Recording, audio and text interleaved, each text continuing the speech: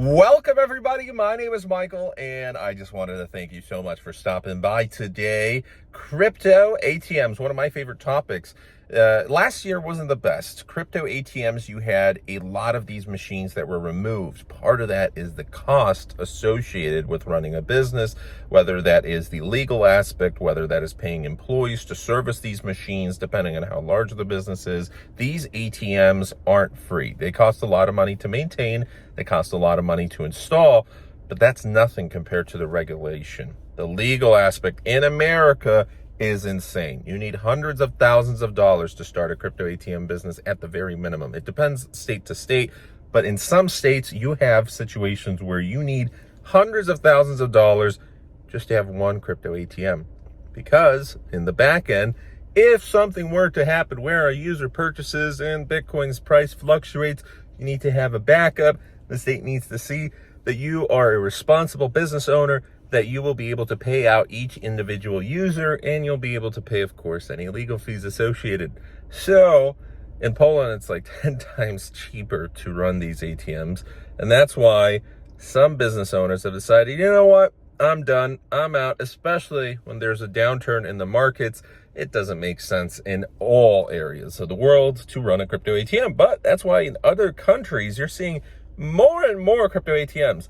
Poland, it's exploding. Again, in the top 5 countries there. So altogether, global ATMs have surpassed 39,000, of which last year there was a huge amount of crypto ATMs that have disappeared, 2861. Well, in the first quarter, you had a situation where you had 2564 ATMs that were put up first and second quarter, now closing out.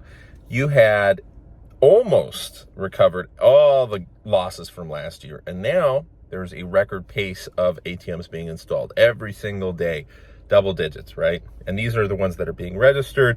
It does take some time before they're registered. So I'm sure there's probably even more ATMs that are available right now. And this is exciting because in your area, there's probably a couple ATMs nearby you within the next 20-minute drive. And that's perfect because there's some situations where some people, such as in my case, you're banned from Coinbase. Well, what are you going to do?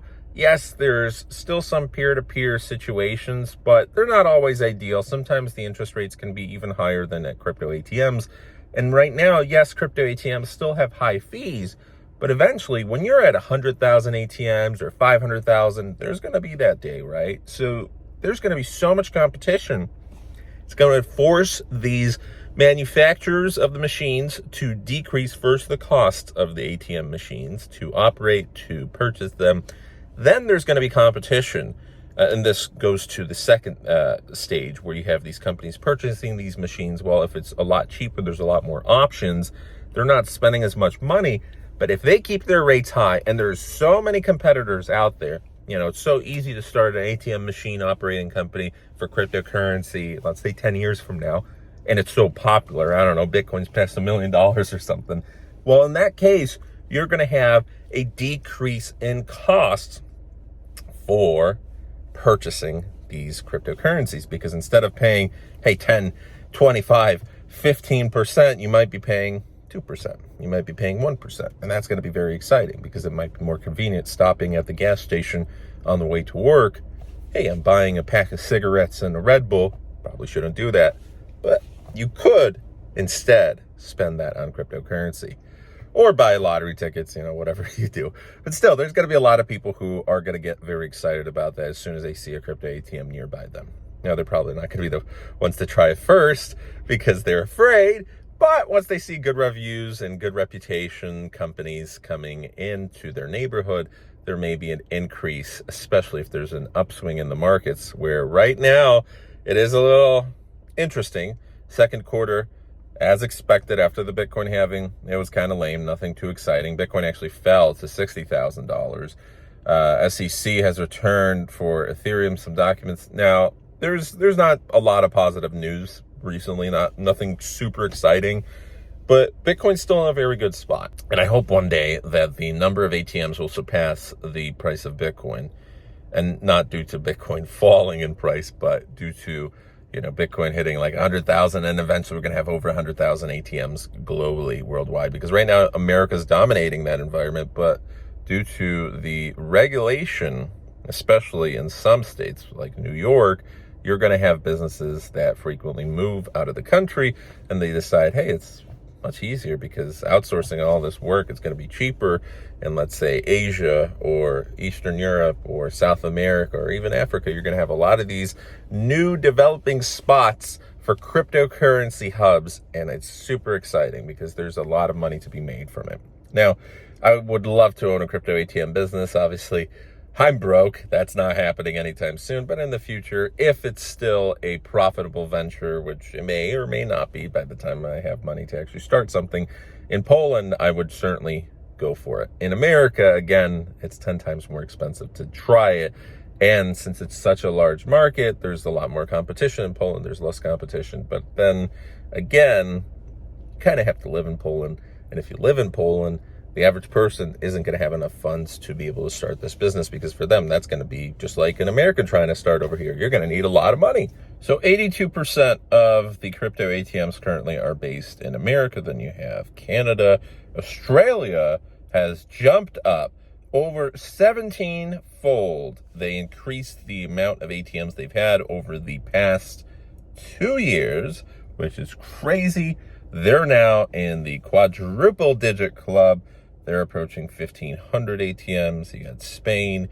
Spain's at like 313. Poland's a couple spots away from 300, so it's right then and there.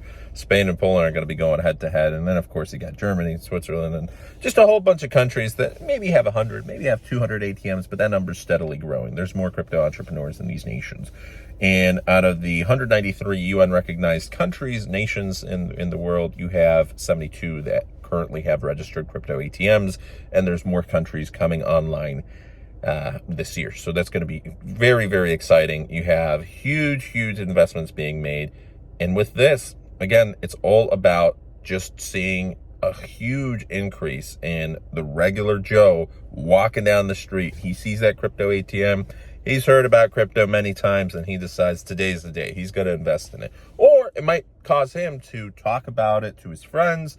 He's going to do research. The friends are going to do research, and later on, they're going to be interested in Bitcoin or Ethereum, or you're going to have more altcoin machines. Now, most of these machines are just one-way Bitcoin selling. You do have some two-way, but those cost more.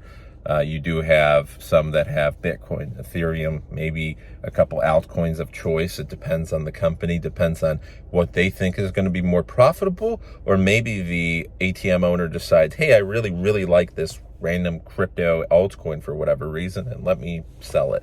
Although that's a little bit difficult. Really, the main difficulty in this is acquiring the Bitcoin as the company owner, because how are you going to find a way to purchase it and then resell it and be mindful of the fees and the constant differences in the markets? Because suddenly if someone purchases and it's getting confirmed and whatnot, and everything changes within a matter of 2 minutes, with Bitcoin, it's a little slow. With Ethereum, with other altcoins, it might be faster, right? But with Bitcoin, the problem is the markets can get volatile, especially in periods of uncertainty. And you have to have a good source where you're able to purchase this Bitcoin from at low rates and bulk amounts, and be able to safely store this, because that's another aspect. You have the cybersecurity aspect. You also have the aspect where people may just try and rob the ATMs from the base. They may rip them out and whatnot. Obviously, these are very heavy machines. They're usually placed in airports and malls and nearby gas stations and generally safe locations. But there's always risks, especially if you are in more developing nations. There's going to be an environment where people are not used to seeing these crypto ATMs, and that's a good thing. But you might have the bad apple that decides, hey, this might be our opportunity to strike it rich, without realizing that's not a good way to go about things. So that is that. Very exciting. By the way, I have not been able to feel really, like I feel my fingers, but it's pins and needles. These two fingers, I read it's like ulnar nerve entrapment in kind of like the funny bone area, where let me know if anybody has ever had this, because I've been trying like nerve gliding exercises and whatnot. It's not really going away. I don't really have feeling. It's like numb and pins and needles throughout my entire fingers. I had that in my other hand before for like a day, and then a couple months later, this happens where it's like a week, more than a week now, ongoing, and it's a little bit getting worse. So if anybody has any advice or has gone through that, let me know. And that is that. Thanks for watching. Have a good one. Take care.